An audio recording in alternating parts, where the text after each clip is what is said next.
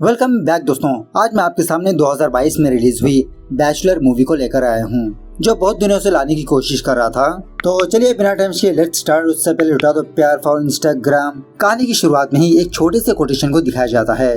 अगर वोडका में पानी मिलाकर पिया जाए तो किडनी खराब होती है, रम में वाटर मिला के पिया जाए तो लिवर खराब होती है, विस्की में वाटर मिला के पिया जाए तो हार्ट प्रॉब्लम होती है। और बगल में ही एक कार्टून ये सोचने लगता है कि साला पानी में ही कुछ खराबी है, इसीलिए इतनी बीमारियां आ रही है। खैर उसके बाद बेंगलुरु के एक बैचलर रूम को दिखाया जाता है, जिसमें ऑलमोस्ट 10 लोग रहते हैं।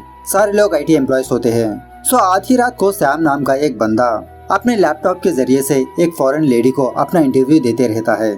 उस लेडी के क्वेश्चंस के आंसर्स देते रहता है। उसी वक्त इस मूवी का हीरो डार्लिंग अपनी नींद से जागता है सुसु करने के लिए, और डार्लिंग को देखकर ऐसा लगता है कि फुल नशे में धुत है, इसे ढंग से खड़ा भी नहीं जाता। सो डार्लिंग बाथरूम समझकर सैम के पास आने लगता है धीरे धीरे, और दूसरी तरफ सैम अपना इंटरव्यू देते रहता है। डार्लिंग अपनी पैंट की जिप खोलकर सुसु करने ही वाला होता है। सैम बेचारा अपने इंटरव्यू देते हुए उसी को देखने लगता है, और एक्चुअली डार्लिंग जिस जगह पर सुसु करने वाला होता है वहाँ पर करंट का प्लग मौजूद होता है। अगर वहाँ पर सुसु किया तो डार्लिंग का नुन्नू तो गया। सो डार्लिंग के नुन्नू को बचाने के लिए सैम अपना लैपटॉप उस प्लग बॉक्स के ऊपर रख देता है, जिसकी वजह से डार्लिंग उसके लैपटॉप के ऊपर सुसु कर देता है। इस तरह से बेचारे सैम का लैपटॉप और जॉब दोनों पिंडे में मिल जाते हैं। अब इस लैपटॉप को सैम के गर्लफ्रेंड ने गिफ्ट पर दिया था। उसी लैपटॉप को धोकर कपड़ों की तरह सुखाने लगता है। खैर सुबह होने के बाद सैम डार्लिंग को बहुत डांटने लगता है। एक्चुअली सारे मूवी में डार्लिंग की हरकतें ही कुछ ऐसी होती है, ये एक भी ढंग का काम नहीं करता, उल्टा इसकी वजह से दूसरे लोग सफर होते हैं। उसके बाद डार्लिंग अपने फ्रेंड निमी से मुलाकात करके ये कहने लगता है कि अब मैं उस रूम में नहीं रह सकता। मैं जो भी काम करता हूँ वो लोग मुझे डराने लगते हैं कि मेरे भाई को बता देंगे। निमी मैं तुम्हारे रूम पर शिफ्ट हो जाऊंगा। निमी कहने लगता है कि हमारे रूम में 10 लोग रहते हैं, एक ही टॉयलेट को यूज करते हैं, तुम वहाँ पर नहीं रह पाओगे। उसके बाद यहाँ पर एक सॉन्ग चलने लगता है, और इस सॉन्ग के जरिए से बैचलर लाइफ को दिखाया जाता है। खैर एक दिन डार्लिंग निम्मी के रूम जाने पर डार्लिंग ये देखता है कि निम्मी के रूम में गर्ल्स और बॉयज दोनों मिलकर पार्टी शार्टी कर रहे हैं। अब डार्लिंग के रूम में तो सारे के सारे लड़के हैं। यहाँ पर लड़कियों को देखकर डार्लिंग सोच लेता है कि किसी भी तरह से यहाँ पर शिफ्ट होना चाहिए। डार्लिंग बार बार निम्मी से रिक्वेस्ट करते रहता है, लेकिन निम्मी इसके लिए मना करते रहता है। उसी वक्त डार्लिंग सुब्बू नाम की एक लड़की को देखकर फिदा हो जाता है।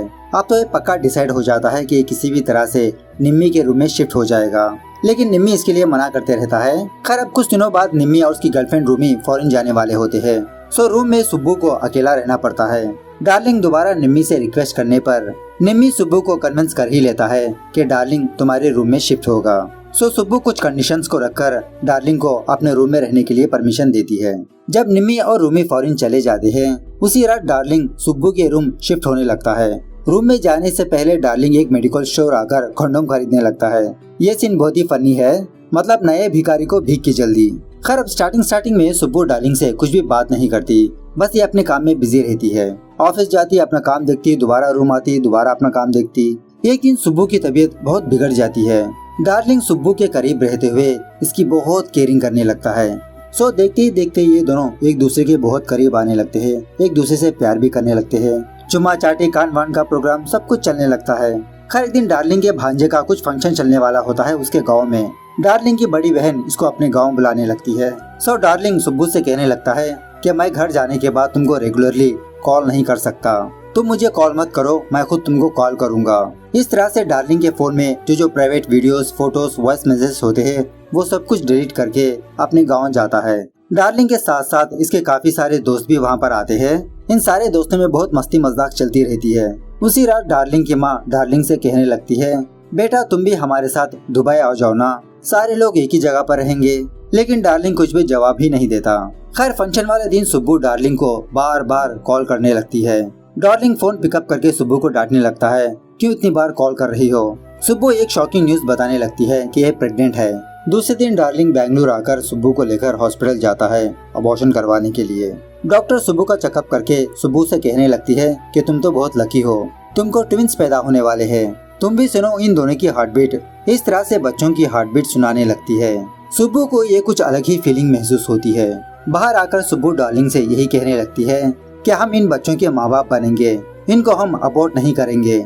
लेकिन डार्लिंग सुब्बू से यही कहने लगता है कि ऐसा नहीं हो सकता, प्रैक्टिकली तुम ही सोचो, तुम्हारे और मेरे घर वालों को पता चलेगा तो क्या होगा। लेकिन सुब्बू डार्लिंग से यही रिक्वेस्ट करती रहती है कि मैं इन बच्चों को अबॉर्ट नहीं कर सकती, प्लीज। सो इसी बात को लेकर इन दोनों के बीच एक छोटा सा झगड़ा होने लगता है। उसी रात डार्लिंग ये बात अपने सारे दोस्तों को बता देता है और उसी तरह अपने दोस्तों के जरिए से सुब्बू को कन्विंस करने के लिए कहता है कि वो अबॉर्ट कर ले। लेकिन फिर भी सुब्बू किसी की बात नहीं मानती। अब इन्हीं दोस्तों में से सुब्बू के 2 दोस्त सुब्बू के सपोर्ट में बात करते रहते हैं। डार्लिंग सुब्बू को डांटते हुए खामखा उनसे झगड़ा भी करने लगता है।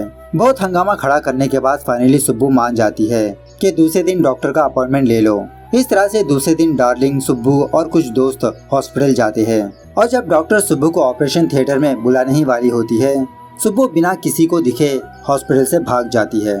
उसके बाद क्या था, डार्लिंग और सुब्बू के दोस्त सुब्बू के हर एक फ्रेंड के घर जाते हैं, लेकिन कहीं पर भी सुब्बू मौजूद नहीं होती। इसी दरमियान में एक अनजान बंदा डार्लिंग को कॉल करके उसे वार्न करने लगता है। डार्लिंग कहने लगता है, कौन है बे तू, मुझे वार्निंग दे रहा है? सुब्बू मेरे साथ 6 महीने से रहती आ रही है। अगर तुमने मुझे दोबारा इरिटेट किया, सुब्बू और मेरे वीडियोस फोटोस इंटरनेट में अपलोड कर दूंगा। खैर देखते ही देखते 4 दिन गुजर जाते हैं। सुब्बू का कोई अता पता नहीं होता। एक रात डार्लिंग का अंकल डार्लिंग को कॉल करके ये कहने लगता है, अरे डार्लिंग, तुमने तो शादी कर ली और हमें बुलाया भी नहीं। यह सुनने के बाद तब जाके डार्लिंग को सारी बात समझ में आती है। एक्चुअली उसी रात सुब्बू की फ्रेंड ने सुब्बू को चेन्नई भेज दिया और सुब्बू का जीजा चेन्नई में एक बहुत बड़ा क्रिमिनल लॉयर होता है, वही ये सब कुछ करवा रहा है। और 2 दिन पहले जिस बंदे ने डार्लिंग को कॉल करके वार्न किया था, वो बंदा यही है। अब डार्लिंग भी उस लॉयर को वार्निंग देने की वजह से सुब्बू का जीजा एक जबरदस्त प्लान बनाता है कि मैं डार्लिंग और उसकी सारी फैमिली को चेन्नई बुलाऊंगा।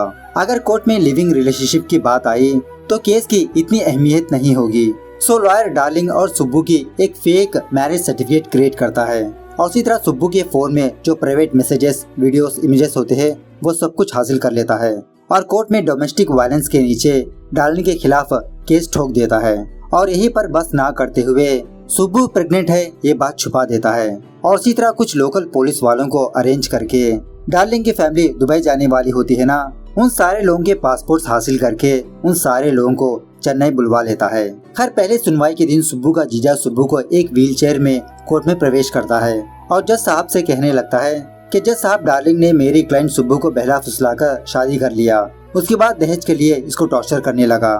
मेरी क्लाइंट की हालत देख सकते हो आप। और इसी तरह जज के सामने एक फेक मैरिज सर्टिफिकेट रखता है और जज से अपील करने लगता है कि सर, जब तक A1 चेन्नई नहीं आता तब तक A2, A3, A4 इंडिया में ही रहे, दुबई ना जाए, ऐसा ऑर्डर दीजिए। तभी डार्लिंग का लॉयर जज से कहने लगता है कि सर, ये सब कुछ फेक सर्टिफिकेट्स है, मैं भी बना सकता हूँ। डार्लिंग और सुब्बू सिर्फ बेस्ट फ्रेंड्स है। तभी सुब्बू का लॉयर उन दोनों के private audio clips, video clips, photos वगैरह जज के सामने रखता है। जब जज उस ऑडियो क्लिप को सुनता है तो इससे साफ पता चल जाता है कि ये बातें कोई फ्रेंड्स नहीं कर सकता। डार्लिंग के लॉयर से कहने लगता है कि इन दोनों का रिलेशनशिप सिर्फ दोस्ती का नहीं बल्कि इससे बढ़कर कुछ और है। सो जज ऑर्डर दे देता है कि जब तक A1 कोर्ट में हाजिर नहीं होता तब तक A2, A3, A4 इंडिया छोड़कर नहीं जाएंगे। जब डार्लिंग की फैमिली की बात डार्लिंग को पता चलती है, उसी वक्त डार्लिंग सुब्बू के घर जाकर उसे बात करने की कोशिश करने लगता है। सुब्बू डार्लिंग से बात ही नहीं करती, बात की तो दूर की बात अपने पास ही नहीं आने देती। सो डार्लिंग चुपचाप वहाँ से चला जाता है। अब डार्लिंग के पास कोई भी ऑप्शन ना होने की वजह से दूसरी सुनवाई पर कोर्ट में हाजिर होता है अपने माँ बाप को बचाने के लिए। अब सुब्बू के लॉयर को डार्लिंग की बातें याद आकर डार्लिंग की फैमिली को और फंसाने की कोशिश करने लगता है। जज से कहने लगता है कि सर, A1 कोर्ट में आया है, A2, A3, A4 को बेल देने में कोई हर्ज नहीं, लेकिन वो लोग दुबई नहीं जाना चाहिए। रिक्वेस्ट करता हूँ कि उनके पासपोर्ट्स जब्त कर लिया जाए और इसी तरह चेन्नई पुलिस स्टेशन में हर एक बंदा अपनी हाजिरी देना होगा। डार्लिंग का लॉयर भी यहाँ पर डिफेंस करने की कोशिश करता है, लेकिन इसकी कोई भी बात नहीं चलती। उसके बाद क्या था, डार्लिंग की फैमिली एक होटल में रहते हुए चेन्नई के एक पुलिस स्टेशन में आकर हर एक बंदा अपनी साइन करते रहता है, मतलब हाजिरी देते रहता है। खैर तीसरे हियरिंग के दिन डार्लिंग का लॉयर जज से कहने लगता है, सर, सुब्बू के लॉयर कोर्ट के सामने फेक मैरिज सर्टिफिकेट को दिखाते हुए मेरे क्लाइंट डार्लिंग के फैमिली से पैसे हड़पना चाहते हैं। सुब्बू का लॉयर कहने लगता है, चलो ठीक है, मैं मान लेता हूँ कि ये सब कुछ फेक सर्टिफिकेट्स है। क्या सुब्बू प्रेग्नेंट है? ये भी फेक है। सुब्बू को जुड़वा बच्चे पैदा होने वाले हैं। इस तरह से डॉक्टर का सर्टिफिकेट जज के सामने पेश करता है। ये देखकर डार्लिंग के लॉयर के तो होश ही उड़ जाते हैं। ब्रेक के दरमियान डार्लिंग का लॉयर डार्लिंग के फ्रेंड्स को बहुत डांटने लगता है कि तुम लोगों ने मुझसे ये बात क्यों छुपाई कि सुब्बू प्रेग्नेंट है। अब तो मेरे हाथ कुछ भी नहीं है बेटा, हम केस हार चुके हैं। सारे बाजी वो मार लेंगे, उनके पास ठोस सबूत है। डार्लिंग का अंकल लॉयर से बहुत रिक्वेस्ट करने लगता है कि प्लीज प्लीज कुछ करिए ना, कोई तो रास्ता होगा।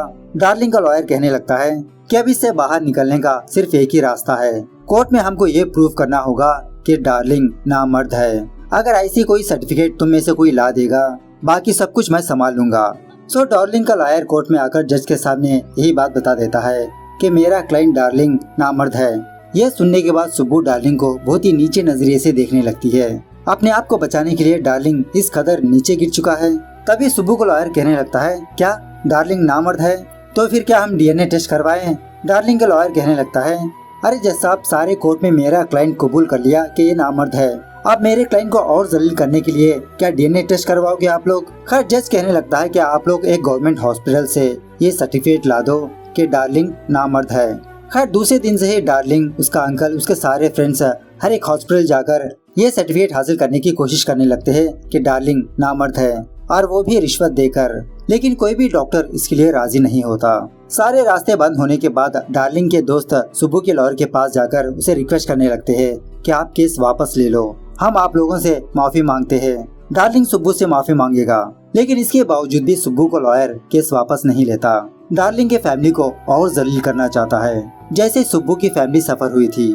उसके बाद सारे लोग अपने होटल आकर यही सोचने लगते हैं कि अब आगे क्या किया जाए। इन लोगों को कुछ भी समझ में नहीं आता। तभी डार्लिंग के अंकल का एक जान पहचान का बंदा डार्लिंग के अंकल से कहने लगता है कि दिखने में ऐसा लगता है कि आप लोग एक बहुत बड़ी मुसीबत में हो। मैं एक बंदे को जानता हूँ, वो बंदा आप लोगों की प्रॉब्लम को सॉल्व कर देगा, वो मर्द को नामर्द बना सकता है। सो दूसरे दिन सारे लोग डार्लिंग को लेकर उस बंदे के पास जाते हैं। सो ये बंदा इनकी प्रॉब्लम को जानकर डार्लिंग से कहने लगता है कि कल सुबह कुछ भी ना खाए पिए 60,000 के साथ मेरे पास आ जाओ। दूसरे दिन जब डार्लिंग को लेकर इस बंदे के पास आते हैं, ये बंदा एक टेक्निक का इस्तेमाल करके डार्लिंग को टेम्पररीली नामर्द बना देता है। उसके बाद डार्लिंग को लेकर गवर्नमेंट हॉस्पिटल जाते हैं सर्टिफिकेट हासिल करने के लिए। डार्लिंग को टेस्ट करने के बाद वो डॉक्टर ये सर्टिफिकेट दे देता है कि डार्लिंग नामर्द है। ये जानने के बाद डार्लिंग के फ्रेंड्स और उसका अंकल बहुत खुश होने लगते हैं कि उस बंदे की टेक्निक काम कर गई। खैर उसी रात डार्लिंग का फ्रेंड डार्लिंग के पास आकर कहने लगता है सुब्बू को तुमसे भी बहुत अच्छा लड़का मिल सकता है। अगर सुब्बू ने एक टैबलेट खा लिया तो झटके में उसकी प्रेगनेंसी चली जाएगी, लेकिन सुब्बू को वो जुड़वा बच्चे चाहिए, उसी तरह तुमको भी चाहती है, तुमसे प्यार करती है। बहुत ही कम पेरेंट्स को जुड़वा बच्चे पैदा होते हैं और सुब्बू ऐसी लकी माँ बनना चाहती है। इसकी बातें सुनने के बाद डार्लिंग को सुब्बू की ही बातें याद आने लगती है कि कैसे हॉस्पिटल में सुब्बू ने डार्लिंग से रिक्वेस्ट किया था कि हम इन बच्चों को रख लेंगे, हम दोनों बहुत लकी है। खैर दूसरे दिन डार्लिंग कोर्ट के पास सुब्बू का इंतजार करते रहता है। थोड़ी देर के बाद सुब्बू कोर्ट आती है। डार्लिंग सुब्बू से बात करने की कोशिश करता है, लेकिन कर नहीं पाता। कोर्ट में डार्लिंग का लॉयर जज के सामने डार्लिंग की नामर्द की सर्टिफिकेट दिखाने लगता है, लेकिन इसके बावजूद भी सुब्बू का लॉयर जज से यही कहने लगता है कि डार्लिंग का डीएनए टेस्ट करवाया जाए, शायद इन लोगों ने फेक सर्टिफिकेट लाया होगा। तभी उसी वक्त सुब्बू अचानक से जज के सामने आकर ये कहने लगती है कि जज साहब, मैं केस वापस लेना चाहती हूँ। इस तरह से कोर्ट के बाहर जाने लगती है। डार्लिंग फटाफट से सुब्बू के सामने जाकर बहुत ही इमोशनल होकर सुब्बू से आई लव यू कहने लगता है। सुब्बू कहने लगती है कि ये लफ्ज बहुत ही कीमती है, इसका इस्तेमाल करने का हकदार तुम नहीं हो। इस तरह से सुब्बू डार्लिंग से दूर जाते हुए उसको मिडिल फिंगर दिखाने लगती है, जो कि फिलहाल डार्लिंग है। इस तरह से ये मूवी यहाँ पर दी एंड होती है। अब आगे जाकर ये दोनों मिले या ना मिले, इट्स देयर पर्सनल प्रॉब्लम, हमें क्या लेना देना। खैर मूवी कैसे लगी कमेंट करके बताना जरूर। मिलते हैं अगली वीडियो में, तब तक take care, bye bye, see you soon.